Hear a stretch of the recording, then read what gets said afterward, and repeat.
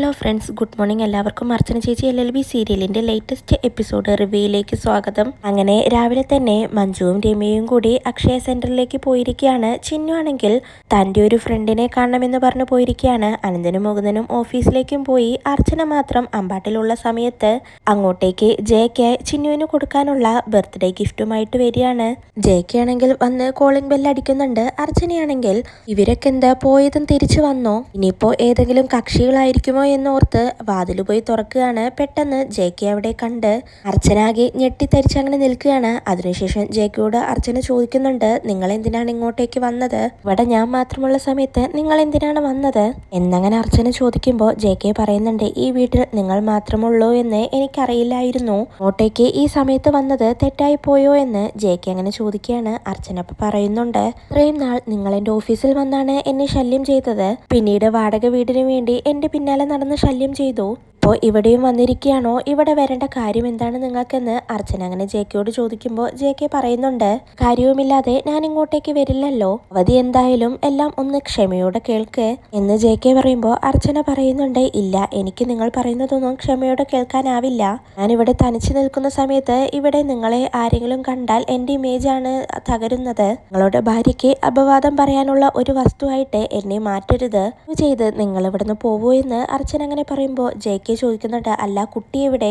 ഞാൻ ഈ ഗിഫ്റ്റ് ചിന്നുവിന് കൊടുക്കാനായി കൊണ്ടുവന്നതാണ്. ഇന്നലെ ഇവിടെ ചിന്നുവിന്റെ ബർത്ത്ഡേ ആയിരുന്നില്ലേ, ആ കുട്ടിക്ക് ഒരു ഗിഫ്റ്റ് വാങ്ങിച്ചു കൊടുക്കണമെന്ന് എനിക്ക് ആഗ്രഹമുണ്ടായിരുന്നു, അങ്ങനെ കൊണ്ടുവന്നതാണെന്ന് ജെയ്ക്ക് പറയുമ്പോൾ അർച്ചന ആകെ പരിഭ്രമിച്ചുകൊണ്ട് ജെയ്ക്കയോട് ചോദിക്കുന്നുണ്ട്, ചിന്നുവിന് ഗിഫ്റ്റ് വാങ്ങിച്ചു കൊടുക്കാൻ മാത്രം നിങ്ങളും ചിന്നുവും തമ്മിൽ എന്താണ് പരിചയം എന്നങ്ങനെ അർച്ചന ചോദിക്കുമ്പോൾ ജെയ്ക്ക് പറയുന്നുണ്ട്, പരിചയം എന്തെന്ന് വെച്ചാൽ വക്കീലിന്റെ മോളല്ലേ ചിന്നു, അങ്ങനെ എനിക്കറിയാം. ചിന്നു ഇവിടെ ഇല്ലേ എന്ന് ജെയ്ക്ക് അങ്ങനെ ചോദിക്കുകയാണ്. അർച്ചന അപ്പോൾ പറയുന്നുണ്ട്, ചിന്നു ഇവിടെ ഇല്ല എന്ന് അർച്ചന പറയുമ്പോൾ ജെയ്ക്ക് പറയുന്നുണ്ട്, എങ്കിൽ പിന്നെ ഈ ഗിഫ്റ്റ് ചിന്നു വന്നാൽ കൊടുക്കുവോ എന്നങ്ങനെ ചോദിക്കുകയാണ്. അർച്ചന അപ്പോൾ പറയുന്നുണ്ട്, പരിചയമില്ലാത്ത ഒരാളുടെ ഗിഫ്റ്റും എൻ്റെ മോള് വാങ്ങില്ല എന്നങ്ങനെ അർച്ചന പറയുകയാണ്. ജെയ്ക്ക് അപ്പോൾ പറയുന്നുണ്ട്, എന്തായാലും ഞാൻ ചിന്നുവിന് വേണ്ടി വാങ്ങിച്ചു കൊണ്ടുവന്ന ഗിഫ്റ്റ് അല്ലേ, കുട്ടി വരുമ്പോൾ ഇതൊന്ന് കൊടുത്താൽ മതി എന്ന് പറഞ്ഞ് അർച്ചനയുടെ കയ്യിൽ ആദ്യം ആ ഗിഫ്റ്റ് കൊടുക്കുന്നുണ്ടെങ്കിലും പിന്നീട് അവിടെയുള്ള ഒരു ചെയറിൽ ആ ഗിഫ്റ്റ് വെക്കുകയാണ്.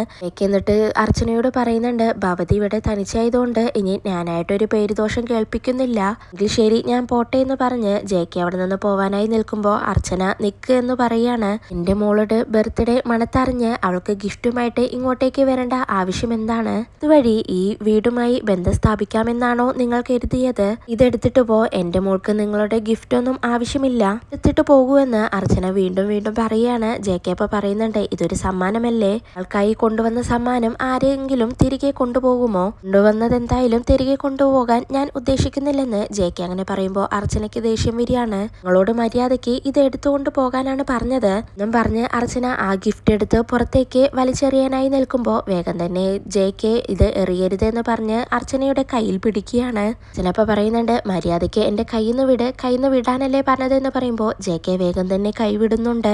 ഈടാ ഗിഫ്റ്റ് അർച്ചന ജെയ്ക്കയുടെ മേലേക്ക് വലിച്ചെറിയാണ്. എന്നിട്ട് ഇതിവിടെ നിന്നും എടുത്തിട്ട് പോയെന്ന് പറയുകയാണ്.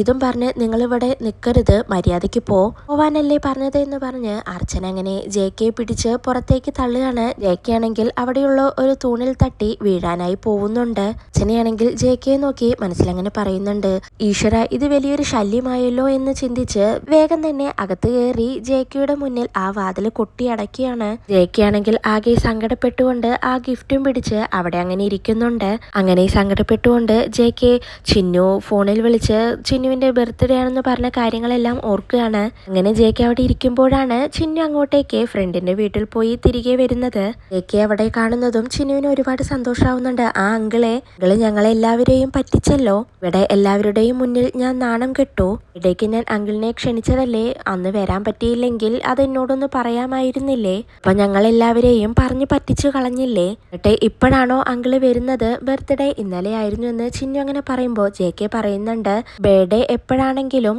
ബർത്ത്ഡേ ഗിഫ്റ്റ് തന്നെയല്ലേ, ഗിഫ്റ്റിന്റെ പേരൊന്നും മാറാൻ പോകുന്നില്ലല്ലോ, ഇത് നോക്കിക്കേ, ഞാൻ നിനക്ക് വേണ്ടി വാങ്ങിയിട്ട് വന്ന ഗിഫ്റ്റാണിത് എന്ന് പറഞ്ഞ് JK അവിടെയുള്ള ആ ഗിഫ്റ്റ് ചിന്നുവിന് കാണിച്ചു കൊടുക്കുകയാണ്. ചിന്നുവിന് അത് കണ്ട് ഒരുപാട് സന്തോഷാവുന്നുണ്ട്. പിന്നീട് ചിന്നു JKയോട് ചോദിക്കുന്നുണ്ട്, അങ്കിൾ എന്താ ഇന്നലെ വരാതിരുന്നത്? നിങ്ങൾ ഇവിടെ സ്ഥലത്തുണ്ടായിരുന്നല്ലോ, എന്നിട്ട് എന്തേ വന്നില്ല എന്ന് ചോദിക്കുമ്പോൾ JK പറയുന്നുണ്ട്, ഞാൻ ഇവിടെയൊക്കെ തന്നെ ഉണ്ടായിരുന്നു, പക്ഷേ ഇങ്ങോട്ടേക്ക് വരാൻ പറ്റിയ കണ്ടീഷനിലായിരുന്നില്ല. എന്തായാലും മോൾക്ക് സമ്മാനം വാങ്ങാൻ ഈ അങ്കിള് മറന്നില്ലല്ലോ, മോൾക്കായി കൊണ്ടുവന്ന സമ്മാനമാണെന്ന് പറഞ്ഞ് ചിന്നുവിന്റെ കൈകളിലേക്ക് JK ആ ഗിഫ്റ്റ് കൊടുക്കുകയാണ്. ചിന്നു അത് സന്തോഷത്തോടെ വാങ്ങുന്നുണ്ട്. എന്നിട്ട് പറയുന്നുണ്ട്, വരൂ അങ്കിളെ, കയറിയിരിക്കുക എന്ന് പറയുമ്പോൾ JK പറയുന്നുണ്ട്, ഇല്ല മോളെ, ഞാൻ പോവുകയാണെന്ന് പറയുമ്പോൾ ചിന്നു JK അവിടെ പിടിച്ചു നിർത്തുകയാണ്. പോവല്ലേ അങ്കിളെ, ഞാൻ അമ്മയെ വിളിക്കാമെന്ന് ചിന്നു അങ്ങനെ പറയാണ്. JK ഇപ്പൊ പറയുന്നുണ്ട്, വേണ്ട മോളെ, അമ്മയൊന്നും വിളിക്കണ്ട, സമയമില്ല എനിക്ക് അങ്ങനെ JK പറയുമ്പോൾ ചിന്നു പറയുന്നുണ്ട്, അതൊന്നും പറഞ്ഞാൽ പറ്റില്ല, ഇവിടെ വന്ന സ്ഥിതിക്ക് എന്തായാലും അമ്മയെ പരിചയപ്പെട്ടു പോകാമെന്ന് പറഞ്ഞ് ചിന്നു JKയുടെ കൈ പിടിച്ച്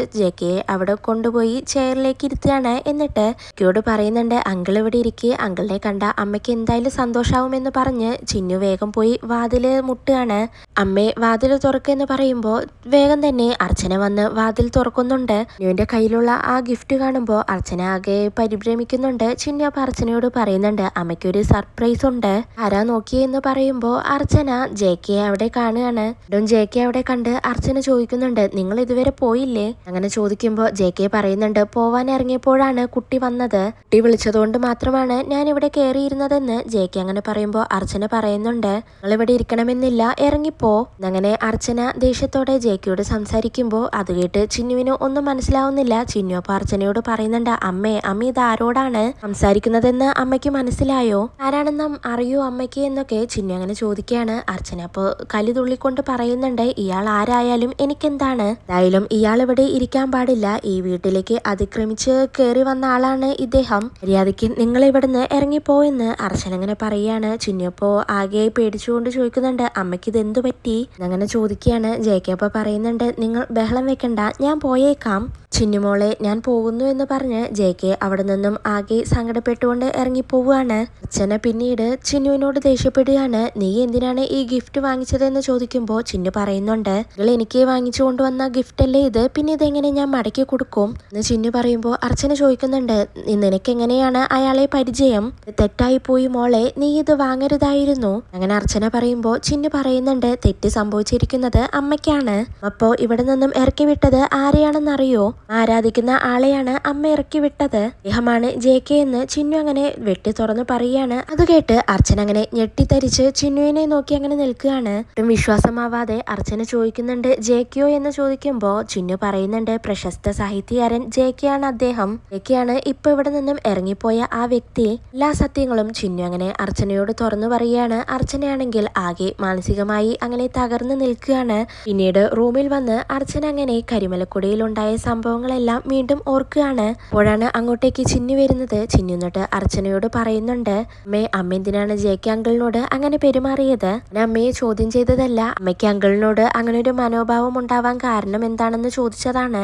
JK അങ്കിള് ആണെന്ന് അറിയാതെയാണ് അമ്മ അങ്ങനെ പെരുമാറിയതെന്ന് എനിക്കറിയാം, അടുത്ത് വാടകയ്ക്ക് താമസിക്കാൻ വന്ന ആളായിട്ടും അമ്മ ഇതുവരെ JK അങ്കിളിനെ കണ്ടിട്ടില്ലല്ലോ, ആരാന്ന് കരുതിയിട്ടാണ് അമ്മ JK അങ്കിളിനോട് ഇത്ര റാഷായിട്ട് പെരുമാറിയത്, അങ്കിൾ അമ്മയോട് എന്തെങ്കിലും തെറ്റ് ചെയ്തോ എന്നൊക്കെ ചിന്നു അങ്ങനെ തന്റെ മനസ്സിലുള്ള സംശയങ്ങളെല്ലാം ചോദിക്കുകയാണ്. അർച്ചന ഇപ്പൊ പറയുന്നുണ്ട്, നിനക്കത് JK അങ്കിളാണ്, എന്ന സാഹിത്യകാരനാണ്, എന്റെ അധ്യാപകനാണ് ആ JK, വാക്കുകളിലൂടെ മാത്രമേ ഞാൻ കണ്ടിട്ടുള്ളൂ, പക്ഷെ നീ കണ്ടിട്ടില്ലാത്ത ഒരു JK ഉണ്ട്, JK എനിക്ക് നല്ലോണം അറിയാം, ഞാൻ കണ്ടറിഞ്ഞതാണ്, വ്യക്തിയെ നീയും നിന്റെ മാമന്മാരും എന്നിലൂടെ കേട്ടറിഞ്ഞതാണ്, പക്ഷേ ആ വ്യക്തി JK ആണെന്ന് നീ പറയുമ്പോൾ മാത്രമാണ് ഞാൻ അറിയുന്നത്.